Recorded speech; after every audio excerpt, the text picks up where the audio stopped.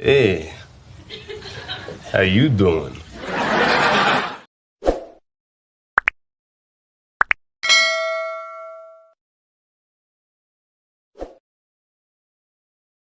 Palakpak at papuri ang Panginoong Diyos na buhay. Amen. Praise Di ba sa God. school may mga mga katikis na gaganyan din? Oo, sa school.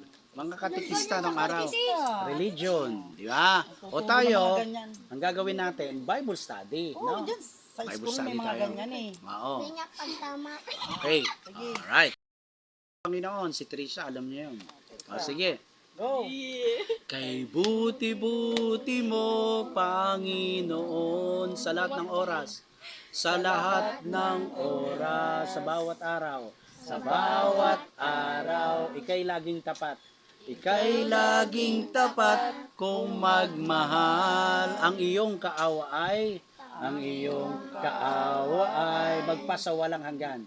Magpasawalang hanggan. Minsan pa ulitin natin. Kay buti-buti mo, Panginoon, sa lahat ng oras. Sa lahat ng oras. Sa bawat araw. Ika'y laging tapat kung magmahal. Ang iyong kaawa ay magpasawalang hanggan. Pinupurit,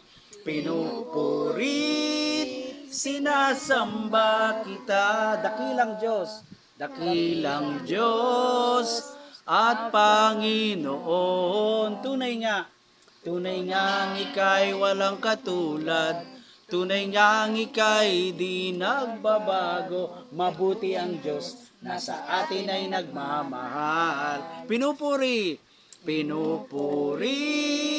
sinasamba kita, dakilang Diyos at Panginoon. Tunay nga ika'y walang katulad. Tunay nga ika'y di nagbabago. Mabuti ang Diyos na sa atin ay nagmamahal. Mabuti ang Diyos na sa atin ay nagmamahal. For the last time, mabuti ang Diyos na sa atin ay nagmamahal. Palakpakan natin si Lord. Hallelujah. Amen. Sa bahay ni Ate Christy, ayan, lastimado. Siyempre, kasama yung kanyang asawa, si Kuya Max. At salamat sa Diyos, nandito din si Kuya Angelito, kasama ko, ayan. Tsaka si Trisha, yung anak niya. At yung mga anak, apo mo ba? May apo ka dito? Anak at apo ni Ate Christy tsaka ni Kuya Max. At siyempre yung magandang pamangkin ni Ate Christy, si Ate Joy. So salamat sa Diyos. Alam niyo, matagal ko nang pinagpe-pray ito. Sana makapag-Bible study tayo dito sa lugar ni Kuya Max. No? Dininig ng Lord.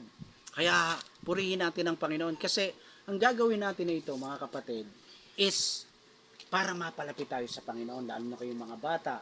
Especially, siyempre, yung matatanda. Kailangan nating magkaroon tayo ng tamang ugnayan at tamang relasyon sa Panginoon. Tandaan nyo yung araw ng linggo.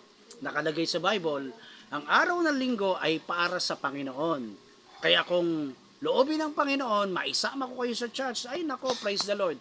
Matutuwa una ang Panginoon. At pangalawa, matutuwa yung mga kapatiran ko. Kasi meron akong naidala sa church. No? Kaya sila Kuya Angelito, si Trisha, sasama ulit sa akin yan. No? Amen? Alright, so, pangalan mo? Bang, buo ha. Ilan taong ka na? Ilan taong ka na? Yun, 4. Okay. Next, ikaw. Anong pangalan mo? Ian Dave RTS. Ulit. 10 na po. 10 taong ka na. Okay, si ate naman. Ikaw. Martina Alessandra Sila Suwado. Ay, yung palayo mo, ano? Martina. Martina. Ilan taong ka na? 9 years old. 9 years old. O, ikaw, Ambal. Prince Abby Sila Estimado. Ilan taong ka na? 8. 8. O, ikaw naman. Prince Harry Sila Estimado. Ilan taong ka na? Aba, pareho kayo. Ay, oo nga pala, Ambal. Okay, si Trisha. O, Trisha, anong tuloy mong pangalan? Trisha Bibena. O, ilan taong ka na ulit? 13 po. O, kita mo, magdadalaga ka na pala. Susunod si... Chris Jasmine Sila Estimado. Ilan taon ka na? Ilan taon ka na? 13 po. 13. Oh, yung next. Oh, Joy. Wag ka. Oh, sige. Joy Santana, 32 years. 32 years old. Ikaw, ate, 31 Christina Lastimado, 45. 45. Okay, ikaw naman. Yeah. Lastimado, 51. 51. Oh, last but not the least. Angelito Buenafe, Iyon. 62 years old. Iyon. Praise the Lord. Oh, palakpakan natin si Lord sa buhay nating lahat. Amen, amen. Manalangin tayo pong lahat ay mag-pray. Dakilang Diyos, Ama naming makapangyarihan sa lahat, sa ngalan ng iyong anak na si Jesus, sa gabay sa amin ng banal mong Espiritu Santo. Panginoon, kami po'y lumalapit sa iyo at nagpapasalamat kami ng lubos. Sa araw po na ito na ipinagkaloob mo sa amin, na natuloy po kami para mag-Bible study dito sa bahay po ni Kuya Max at ni Ate Christy Lastimado. Dalangin ko po, Panginoon, sa amin pong mapag-aaralan ngayon na mga salita mo, dakilang Diyos ay maunawaan po ng bawat isa. Buksan mo po yung aming puso, yung aming spiritual heart, eyes, mind, and ear. And Lord, ako po nagagamitin mo bilang tagapagpahayag mo. Panginoon, itago mo lang ako sa iyong likuran. At hayaan mo, Lord, sa araw na ito ay ikaw lang ang aming maparangalan. Iniimbitahan po namin, Panginoon, yung pagsama sa amin ng banal mong Espiritu Santo. Holy Spirit, lead us, teach us, and guide us. Ito po ang sama-sama naming panalangin. Sa pangalan ni Jesus, ang lahat ay magsabi ng Amen. Palapakan natin si Lord. Alright. Sabi dyan, Ate Joy. Sapagkat gayon na lamang ang pag-ibig ng Diyos sa sangkatauhan, kaya't ibinigay niya ang kanyang kaya sa isang anak, upang sino mang sumasampalataya sa kanya ay hindi mapahamak, Kundi magkaroon ng buhay na walang hanggan. Palapakan natin yung talatang yan ng Panginoon. Di ba? Ang sabi dito, kung sinong sumampalataya kay nino? Kay Jesus, ay hindi mapapahamak, kundi magkakaroon ng buhay na walang hanggan. Sinong gusto mapunta sa buhay na walang hanggan? Di ba sa langit yon? O, sino? Taas ang kamay. Alright. So tayong lahat, gusto nating mapunta sa langit. Di ba? Ang sarap-sarap noon. O ngayon, ang pangalawa kong tanong, Kuya Angelito, gusto mo bang mauna? Joke lang. Joke lang yun. Siyempre, gusto pa nating gusto nating magtagal pa dito sa mundo, di ba? Para makapiling pa natin. Ikaw ba, Kuya Mac? Gusto mo na mauna? Joke lang, di pa. Binibigyan tayo ng pagkakataon ng Panginoon natin. Isalba natin ang buhay natin. Iyon, pasalba natin yung buhay natin sa Kanya. At maipaayos natin. Very good, Kuya Max, tama. Na habang naririto tayo, kailangan magkaroon na tayo ng tamang ugnayan sa Panginoon. Kanino yon? Kay Jesus Christ. No, tandaan nyo, si Jesus Christ lamang ang ating tagapagligtas. Hindi yung mga santo-santo. So yung nakakilala kay Virgin Mary, taas ang kamay. Siyempre, kilala natin siya. Kinalakihan natin. Yun yung turo sa Katoliko na si Virgin Mary ay pwede nating luhuran, dasalan, pero tandaan nyo, tao lang siya. Na siya'y ginamit lang ng Panginoon para isilang yung kanyang kaisa-isang anak. So, hindi siya tagapagligtas. Pero inaalala natin siya kasi ginamit siya ng Diyos eh. Pero ang talagang makapagliligtas sa atin, walang iba kundi si Jesucristo lamang. Kaya anong sabi roon?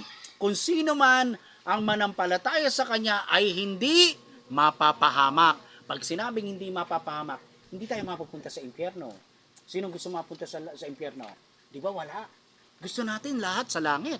So anong gagawin? Ang sabi doon sa binasa ni Ate Joy, kung sino man ang manampalataya kay Jesus Christ ay magkakaroon ng buhay na walang hanggan. Kuya Sam, papaano po ako mapupunta sa langit? Una nga, tatanggapin natin si Jesus, then susunod tayo sa kalooban niya, iiwas tayo sa masasama. Pero yung mga topic natin, tungkol sa mga masasamang ginagawa natin, itatapik natin yan sa susunod na mga linggo. Loobin ng Panginoon, ano? Kasi marami tayong pwedeng sabihin sa Panginoon ng mga pagkakasala natin, di ba? Ano-ano ba yung mga ginagawa nating pagkakamali na ayaw ng Panginoon? Yun, yung pagmumura. Di ba? Magbigay ka ng ilang halimbawa, Ate Christy. Yung ayaw talaga ng Panginoon na kasalanan, na patuloy na ginagawa ng tao. Pagmumura, ano pa? Pagnanakaw, yes. Ikaw, Ate Joy. Pagmumura, yun na yun. Pagnanakaw, ano pa? Pagpatay. pakikiapid. Kasama yan sa mga ayaw ng Diyos. Ano pa? Kasama din dyan yung pagsusugal. Ay! Tongit. Oh, bato-bato sa langit ha. Ang tamaan, aray ko po. Hindi, aray ko po. Oo. Pahits na eh. Pahits na ha. Buti lang nakakancel ano. So, ayaw ng Panginoon yan. Ayaw ng Diyos yan. Yung tayo ay naninira sa kapwa natin, ayaw ng Diyos yan. Kaya, paninirang puri. Kaya ang kailangan natin, magpatuloy tayo na mag-aral ang salita ng Lord. At ako'y nagpapasalamat sa Panginoon tsaka sa buhay nyo, Ate Christy, Kuya Max, dahil pinaunlakan nyo ako na tayo'y magkaroon ng gawain dito para sa Panginoon. Kasi ito na yung step, Ate Christy. Pag nagpatuloy kayo, ni Kuya Max, pagkatapos kasama nyo yung mga anak nyo, naku, sabi ko sa inyo, pag nagpatuloy kayo sa kalooban ng Panginoon Diyos, automatic na yon. Pagpapalain kayo ng Panginoon. Pero ang kailangan natin, maki-cooperate. Kailangan natin sumunod. Hindi pwedeng, ay tinanggap po na po si Lord eh. Eh ano pang ginagawa mo? Eh, ito po, gumagawa pa rin ng iba. So hindi tayo, hindi pwedeng sinuko na natin ang kasalanan natin pagkatapos ulitin pa natin. Pero sabi ko sa inyo yan, proseso yan. Nasa inyo talaga. Hindi ko kayo pipilitin, mga kapatid. Amen? Amen. Amen. Praise the Lord. Ni Ate Joy, John 3:16, sapagkat gano'n na lamang ang pagsinta ng Diyos Ama sa sangkatauhan, kaya't ibinigay niya o isinugo niya ang kaisa-isa niyang anak na si Jesucristo. At kung sino man ang manampalataya sa Kanya ay magkakaroon ng buhay na walang hanggan, hindi mapapahamak. Kaya kapag ka nagpatuloy tayong lahat, Ate Christy, Kuya Max, tayong lahat narito, nasa langit tayo mapupunta. Di ba ang sarap-sarap to? Magkikita-kita tayo. Alam niyo ba sa panahon ngayon, ayon sa mga pag-aaral ng mga Bible scholars at maraming prediction na sinasabi rin naman sa Bible na mangyayari na anytime pwede na mangyari, pwede nang bumaba si Jesus Christ. For the second time around, bababa ang Panginoon dito sa mundo para para kuhanin yung nanampalataya sa Kanya. Yung mga matitigas ang ulo, yung patuloy na gumagawa ng mali, may iiwan. At sila ngayon ang dadaan at makakaranas ng matinding kapighatian na sinasabi sa Bible. Itatabi ko sa inyo yan, unti-unti. Kaya ang hinihiling ko lang sa inyo, kooperasyon. Amen. Hinihiling ko lang sa inyo, Ate Joy, Kuya Max, is yung tayo ay magkaisa na pag-araw ng linggo, dahil hindi kayo makapunta sa church, marami kayo. Nandito ako, at kung may pagkakataon na Ate Christy, sasama ko yung iba kong kapatiran na nanay. Yung nanay lang naman. Sige, Kuya Sam, basta every Sunday. Okay Yun, naman. amen. Praise the Lord. Palakpakan natin si Lord, di ba? Ang sarap-sarap nun. Masarap kayo nagbabible study. Yes. Mas maganda rito, sinasabi ng Bible at tinuturo sa atin, mga kapatid, na kailangan nating ma-born again. Kailangan nating ma-water baptize. Bakit? Anong sabi rito? Ate Christy, pakibasa mo to. Naku, Kuya, Yung maliit na... hindi na kaya. Hindi na, si Ate Joy lang ulit. Yung maliit na tree. Maliit na tree. Teka muna, ayan. Ano ang nakalagay sa John 3:3? Basa, lakasan mo. Sumagot si Jesus, tandaan mo ang sinasabi kong ito. Malibang ipanganak na muli ang isang tao, hindi niya makikita ang paghahari ng Diyos. Amen. Nakita nyo yun. Kapag hindi tayo na born again, kapag hindi kayo na water baptized, hindi nyo daw makikita yung paghahari ng Diyos. No? Kaya kailangan tayong lahat ma-born again. Ano ba ibig sabihin ng born again? Ang born again, hindi ito religion. Ito yung magiging relasyon mo sa Panginoon. Ikaw at ang Diyos. Yung bang kakalimutan mo lahat, yung titigilan mo yung mga ginagawa mong masama. At lalapit ka sa Diyos, magkakaroon ka ng tamang ugnayan sa Kanya. At hihingin mo sa Panginoon, Lord, tulungan mo ko na hindi ko nagawin yung mga dati kong ginagawang mali, Panginoon. At doon, unti-unti, magkakaroon ka na ng tamang relasyon. At para makumpleto yung pagiging Kristiyano natin, magpapa-water baptize tayo. Kaya loobin ng Panginoon, ipagpe-pray ko, kayong lahat, ma-water baptize kayo. No? Payag ba kayo? Taas ang kamay ng payag. Amen. Kasi para mapunta kayo sa paghahari ng Diyos, para makarating tayo sa kaharian ng Diyos. Dahil si tatay nyo, si daddy nyo, na water baptize na siya, Christian na siya. Ay napakaganda ng papel ng tatay nyo kasi siya yung padre de pamilya.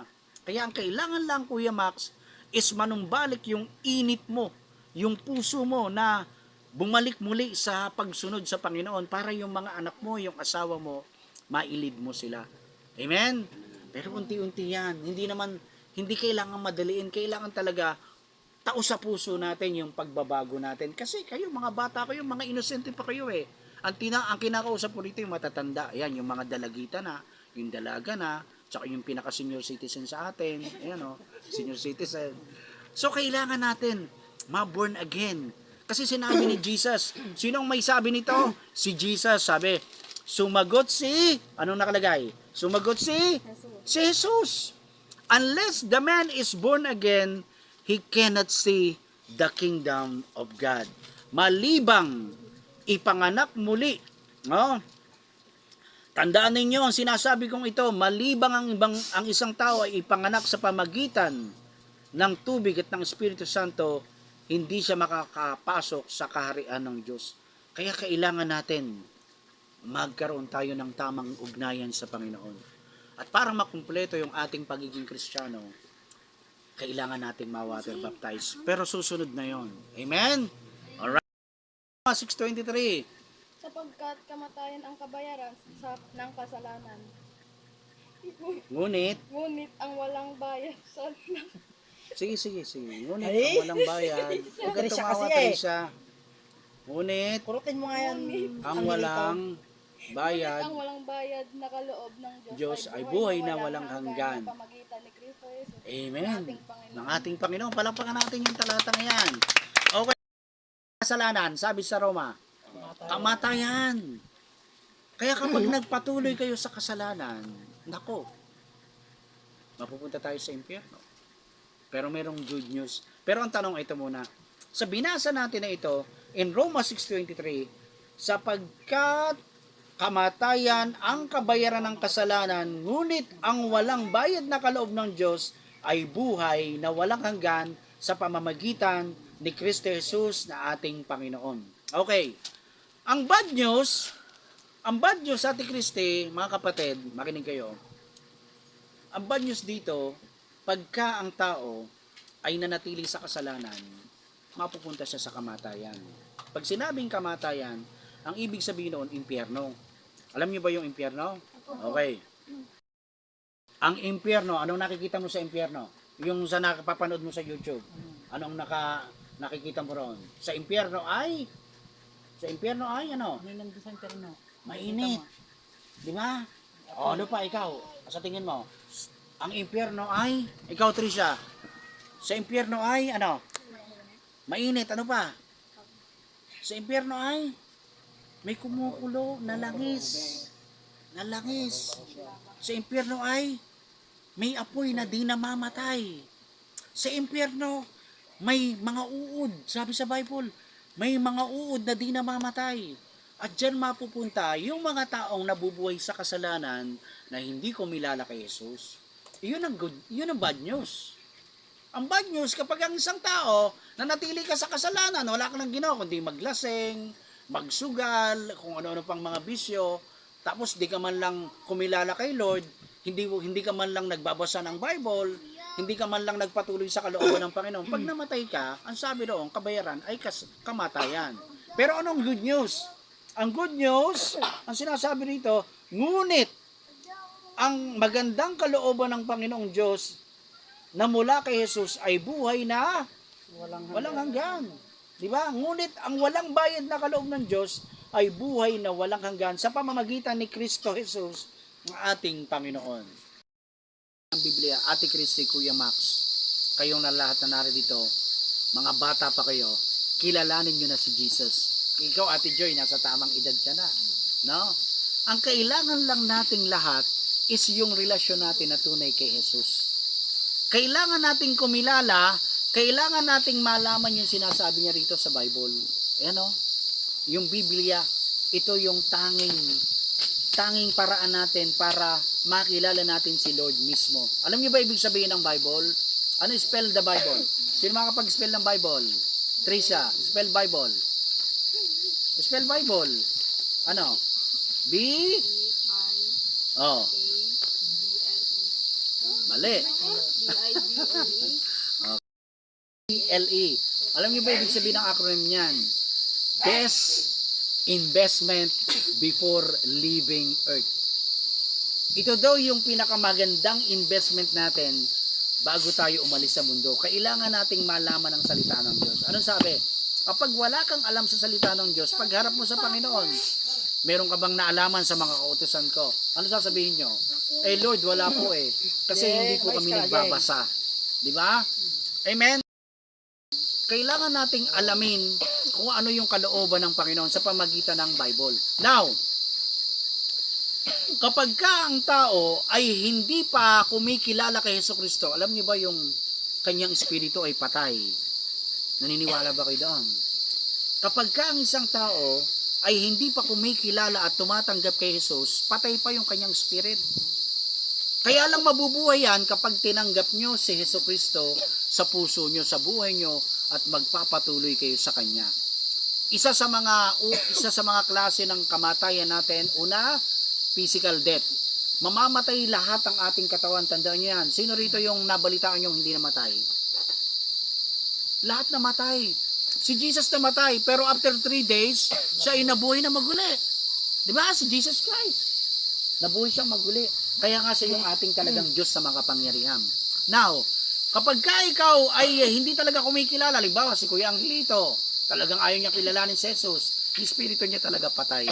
Ngayon, kaya lang, excuse me, kaya lang mabubuhay yan kapag tinanggap mo na si Jesus. At kapag nagpatuloy ka na sa Kanya, mabubuhay ngayon ang spirito mo. Kasi nung nagkasala ng ating mga ninuno, sino yung ating mga ninuno? Ninuno natin, yung unang nilikha ng Panginoon, sino? Si Adan muna. Si Adan muna ang unang nilikha. Sino sumunod? Si Eva. Kuya Max, alam mo ba kung saan hinugot si Eva? Very good, sa tadyang. Hinugot o kinuha ng Panginoong Diyos sa tadyang ni Adan para likhain si Eva. Okay, yun, trivia yun. Dapat alam niyo yun.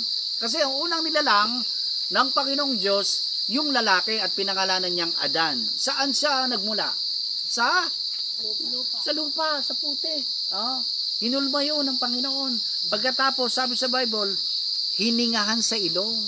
Kaya nagkaroon siya ng spirito na buhay. Kaya lang, nung magkasala si Adan at si Eva, nawalay sila sa Panginoon. Namatay ang kanilang spirit. Anong pagkakasalang ginawa nila? Si Adan at si Eva ay kumain ng prutas, ng bunga. Hindi literal na mansanas yun ha. Huwag yun sasabihin na mansanas kasi walang nakalagay sa Bible na ang kinagat nila is mansanas. Bunga yun or fruits. Yun yung pagkakasalang nangyari sa kanila. Ano nangyari? Nung unang tinikman ni Eva yung prutas kasi nandoon si Satanas eh. Sino doon si Satanas? Yung nag-anyong ahas. Very good, very good. Kaya nagsasalita noon yung ahas, sabi, tikman mo na yan, masarap yan. Eh sabi, pag tinikman namin yan, sabi ni Eva pag tinikman namin yan, mamamatay kami. Hindi. O, di ba? Nilinlang sila. Nilinlang sila ng ahas. Kaya ang unang tumikim, si Eva. Ngayon, nung nakita si Adan, tumikim din si Adan. Sino unang nagkasala? Si Eva. Pero tandaan nyo, pareho silang pinaalis sa Garden of Eden.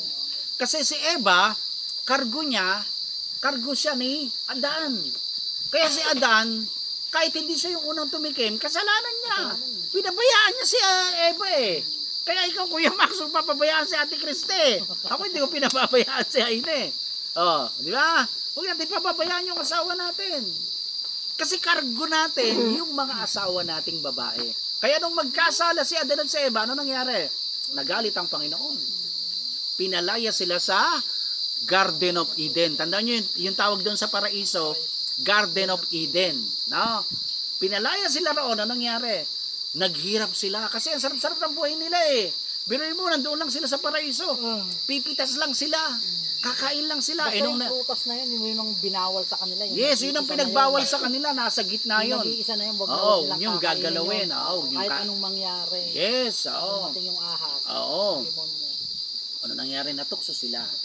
Kaya sabi nga sa pag-uusap sino yung unang madaling matukso? Lalaki. Kuya Max, naniwala ka ba doon?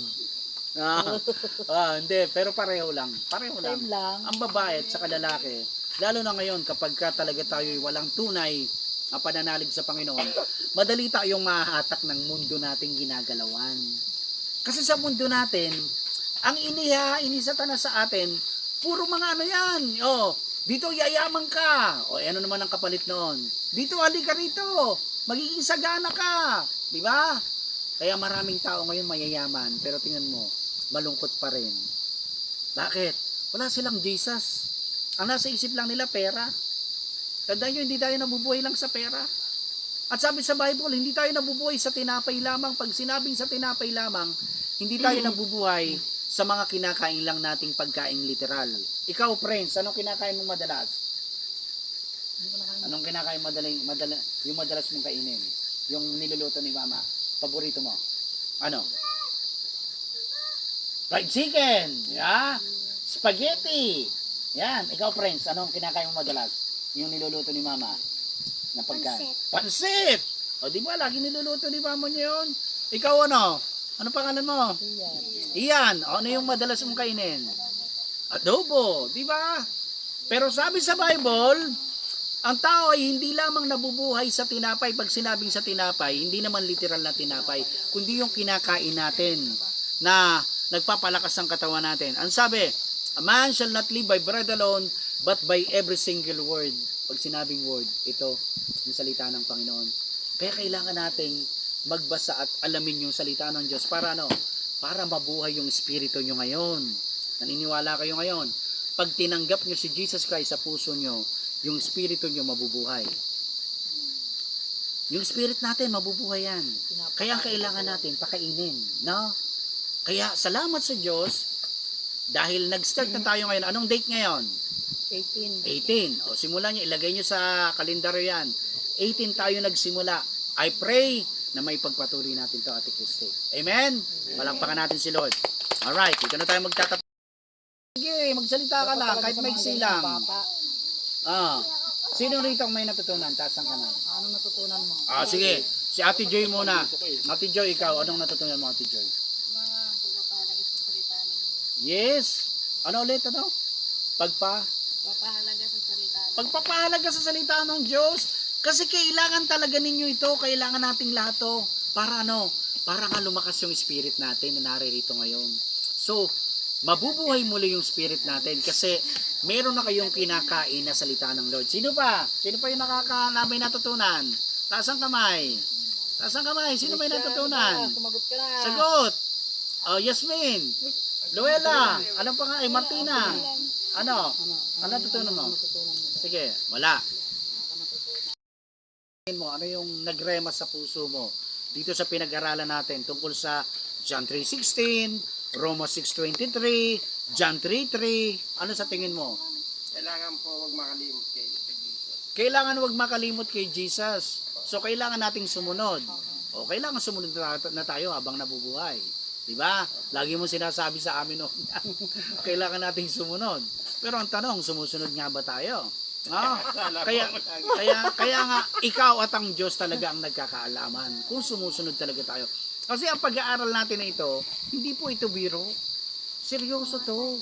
Kung gusto nyo magkaroon ng tamang ugnayan sa Panginoon, hingin nyo sa Lord, Lord, tulungan mo po ako na mapaglabanan ko lahat ng mga maling ginagawa ko. Lahat ng hindi naaayon sa iyong kalooban. Ano ba yung hindi naaayon sa kalooban ng Panginoon? Yun nga, yung paglalasing, pagsusugal, even yung paninigarilyo, ayaw din ng Panginoon yan. Ano pa, yung pagdudroga, lahat yan, labag sa Panginoon yan. Kaya kapag nanatili ka dyan at sinasabi mong, kilala ko naman si Lord eh. Ang tanong, pagdating sa taas, ano yung hatol sa atin ng Panginoon? Amen? So sana, yung maigsing oras na naibahagi ko sa inyo na salita ng Diyos, sana nagre-rema sa puso nyo. Sana tumatatak. Amen? Sana pumasok sa isip nyo at bumaon sa puso nyo. Kasi mahirap yung, si Kuya Sam darating, magba-Bible study tayo. Pag uwi ko, wala na. Hindi nyo natandaan, lalo na kayong mga bata. May natatandaan ba kayo sa tinuro ni Kuya Sam? Ano natandaan mo? Sige, kamay niya. Ano natandaan mo? Sige. Sabi niya, Ano sabi? Sige. laging ano, Laging? Laging makinig sa Diyos. Amen. Ikaw, Prince. Umbal. Sige, ikaw. Ano pa? Yun. Laging magdasal. Ikaw, Martina. Oh, nahiya si Martina. Mahihain ikaw. Laging, ano? Lagi, yes, laging sumunod sa Diyos. Susunod tayo sa kalooban ng Panginoon. Amen? Yung masasabi nyo doon sa ibahagi ko, ano ang talagang kailangan nating gawin? Sige po. Tayo manalangin, Manalangin. ikuha natin sa kanya ang buhay natin, Ibigay. bigay lahat. Oo. Tayong kung may kagawa man ng kasalanan, ihingi na natin kami. Yun ang the best. Ihingi natin. Kung may nagawa tayo. Niyang dapat gabayan. Amen. Hingi natin yung gabay, no? Amen. Ano pa? Yun lang po. Amen. Palakpakan natin si Lord sa buhay ni Kuya Max. Kaya si Kuya Max, naniniwala ako, magagamit to ng Diyos eh. Oo nga, magagamit ka ng Panginoon. Kailangan lang talaga umusbong muli yung init ng kanyang pagsamba sa Panginoon. Yun lang ang, kasi si Kuya Max, Pakainin yung ano niya. oo, pakainin yung spirit niya. Kasi si Kuya Max, babad siya sa hatak ng mundo. Siyempre, alam nyo na, yung maraming nasa paligid na, oy, alam mo na kayo, shot muna tayo. So, kaya nga nasa sa inyo yan. No? Nasa sa inyo talaga yan. Kung gusto nyo umiwas, makakaiwas kayo. Mayroon buhat kanina na nag-share ako. Mga salita ng Diyos, pagpapahalaga. Pagpapahalaga, di ba? So, kailangan pag sinabing pagpapahalaga, isa sa puso natin. Pag sinapuso natin, isa sa buhay. Gagawin natin, ano? Okay, Ate Christy, ka nagrema sa iyo. Doon sa binasa natin, Roma 6:23, John 3:16, John 3:3, mga ganyan. Alin doon, yung na parang nagrema sa iyo? Lagi magpatawad. Laging magpatawad. Lagi Oo. magpatawad. Kasama yon sa, Laging oo, dasal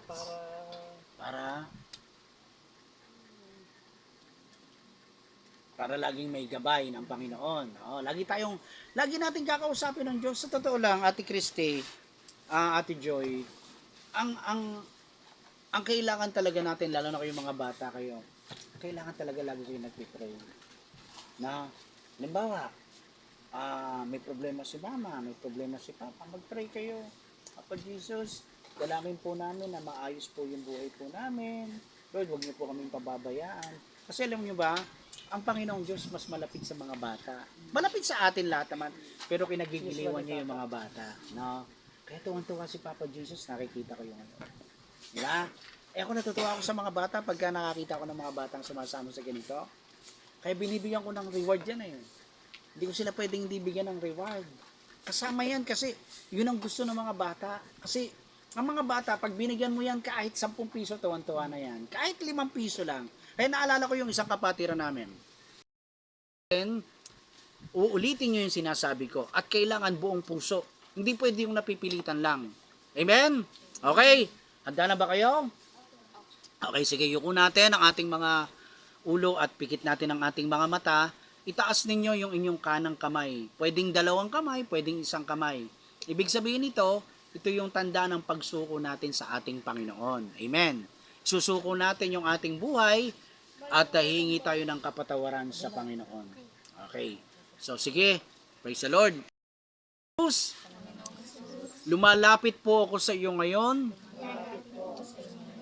at humihingi po ako ng kapatawaran sa lahat kong mga kasalanan. Inaamin ko po, Panginoon, na ako po'y may pagkakasala. Magbuhat po noon hanggang ngayon. Panginoon, patawarin po ninyo ako. Kung paulit-ulit po akong nagkakasala. Pero ngayon, Lord, humihingi ako ng habag sa iyo. Patawarin mo po ako. Linisin mo po yung aking maruming puso ng iyong banal na dugo. At sa mga oras po na ito, Panginoong Hesus, tinatanggap kita bilang aking Panginoon, sarili kong tagapagligtas.